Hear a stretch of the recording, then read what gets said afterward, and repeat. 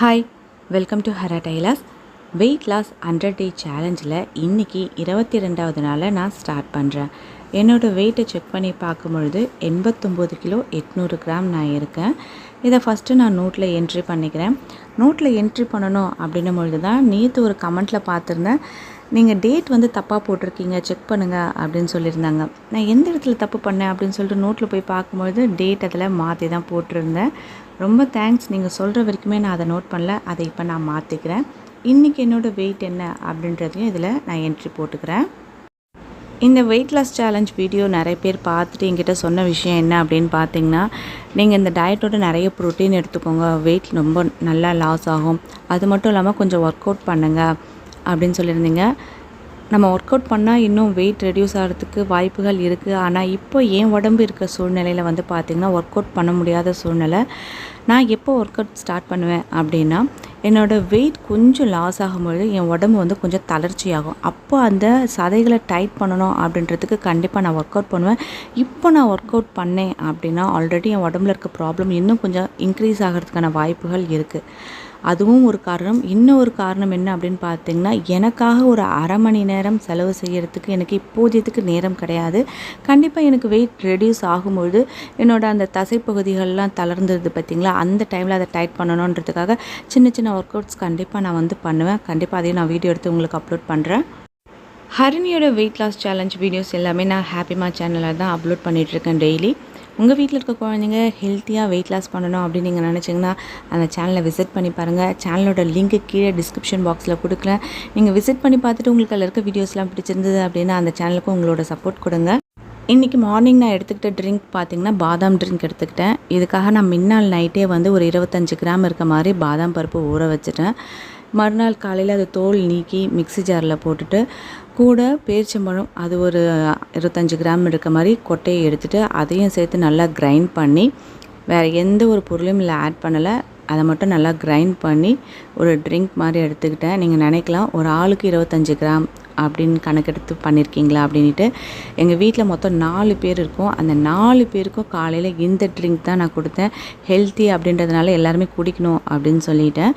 வீட்டில் நம்ம ஒருத்தர் மட்டும்தான் சாப்பிட போகிறோம் அப்படின்னா ஒரு 10 பாதாம் பருப்பு ஊற வைக்கலாம். ஆனால் 10 பாதாம் பருப்பு வந்து அரைக்கும்பொழுது கொஞ்சம் சரியாக அரைப்பட மாட்டேங்குது. இது மாதிரி ஒரு 25 கிராம் போடும்பொழுது நல்ல மைய அரைப்பட்டு வருது. நம்ம குடிக்கும்பொழுது நல்லா இருக்குது அப்படின்றதுனால தான் நான் 25 கிராம் ஊற வச்சுருக்கேன். இது எல்லாருமே காலையில் குடிக்கலாம். உங்கள் வீட்டில் இருக்கவங்க வெயிட் லாஸ் பண்ணுறவங்க மட்டும்தான் குடிக்கணும்னு அவசியம் கிடையாது.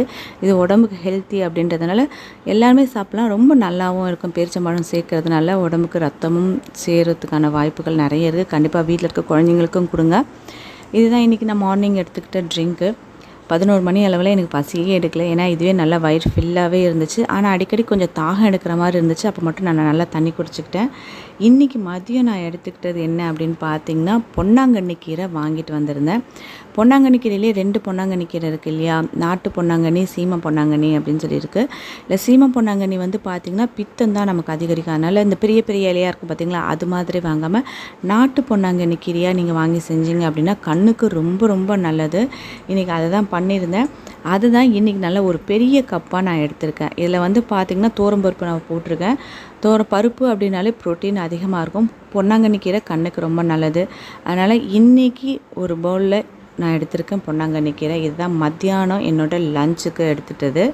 ஈவினிங் ஒரு 4:30 மணிக்கிட்ட வந்து பார்த்திங்கன்னா நான் கொஞ்சம் கிரேப்ஸ் எடுத்துக்கிட்டேன். இன்றைக்கி மார்னிங்லேருந்தே வந்து பார்த்திங்கன்னா எனக்கு அந்த பாதாம் ட்ரிங்க் குடித்ததுலேருந்தே எனக்கு ரொம்ப தண்ணி தாகமாக இருந்தது. சரி, எனக்கு மட்டும்தான் அந்த எண்ணம் தோணுதா அப்படின்னு சொல்லிட்டு வீட்டில் இருக்கவங்க கிட்ட கேட்டால் அவங்களுக்கு யாருமே அது மாதிரி தோணலை. எனக்கு மட்டும் மார்னிங்லேருந்து கொஞ்சம் தண்ணி தாகமாக இருந்தது. இன்றைக்கி வெயில் அதிகமாக இருந்ததுனால அப்படி தோணுச்சா என்னன்னு தெரியல. ஒரு 2 லிட்டர் கிட்ட நான் வந்து தண்ணி மட்டும் குடிச்சிருப்பேன். நைட்டு வீட்டுக்கு வந்து பார்த்தா எனக்கு வயிறு ரொம்ப ஃபில்லான மாதிரி இருந்தது. ஏன்னா ஷாப்லேருந்து வரும்போதே திரும்பவும் தண்ணி குடிச்சிட்டு வந்ததுனால நைட்டு வேறு எந்த ஒரு ட்ரிங்க்குமே நான் எடுத்துக்கல. இதோட இன்னியோட டயட்டை நான் வந்து கம்ப்ளீட் பண்ணியிருக்கேன். இந்த 100 டே வெயிட் லாஸ் சேலஞ்சில் வந்து பார்த்திங்கன்னா என்னோட சேர்ந்து இன்னும் ஒரு சில சிஸ்டர்ஸ்லாம் நாங்களும் வெயிட் லாஸ் பண்ணுறோம் அப்படின்னு சொல்லிட்டு வெயிட் லாஸ் பண்ணுறதுக்கான முயற்சிகள்லாம் எடுத்துகிட்ருக்கீங்க. ஒரு சிலர் அவங்களோட வெயிட்டை வந்து டெய்லி கமெண்ட்டில் வந்து போடுறீங்க. ஒரு சிலருக்கு வெயிட் கம்மியாகுது, ஒரு சிலருக்கு வெயிட் அதே அளவே இருக்குது. இன்னும் ஒரு சிலருக்கு வந்து பார்த்திங்கன்னா வெயிட் வந்து கொஞ்சம் இன்க்ரீஸ் ஆகிருக்கு அப்படின்னு சொல்லிட்டு ஃபீல் பண்ணி கமெண்ட்டில் போட்டிருக்கீங்க. கவலையே படாதீங்க. எல்லாருக்குமே வந்து வெயிட் வந்து லாஸ் ஆகும். ஆனால் நம்ம கொஞ்சம் பொறுமையாக இருக்கணும். ஏன் அப்படின்னா ஒவ்வொருத்தரோட உடல் சூழ்நிலை, அவங்க இருக்கக்கூடிய இடத்துக்கு ஏற்ற மாதிரி தான் அந்த வெயிட் ரெடியூஸ் அப்படின்றது இருக்கும். ஏன்னா ஒவ்வொருத்தர் ஒவ்வொரு மாதிரி டயட் இருப்போம், அதுக்கேற்ற மாதிரியும் வெயிட் ரெடியூஸ் ஆகும். என்னடா நமக்கு ஒரே மாதிரி வெயிட்டாக இருக்குது, இல்லை நமக்கு வெயிட் வந்து ஒரு 100 கிராம் ஏறிடுச்சு, இதுக்காக நம்ம டயட் இருக்கோம் அப்படிலாம் நினைக்காதீங்க. கண்டிப்பாக வெயிட் ரெடியூஸ் ஆகும். கொஞ்சம் பொறுமையாக இருக்கணும். ஒரு கதை கேள்விப்பட்டிருப்பீங்க, புதையல் கிடைக்கும் அப்படின்னு சொல்லிட்டு ஒரு பள்ளம் நோண்டிக்கிட்டே இருப்பாங்க. ஒருத்தர் 7 அடி நோண்டுவார், அதுக்கு மேலே அவர் முடியலன்னு சொல்லிட்டு போயிடுவார். அதுக்கு பின்னாடி வரவர் இன்னும் ஒரு 9 அடி நோண்டுவார், அதுக்கப்புறம் கிடைக்கல சொல்லிட்டு போயிடுவார்.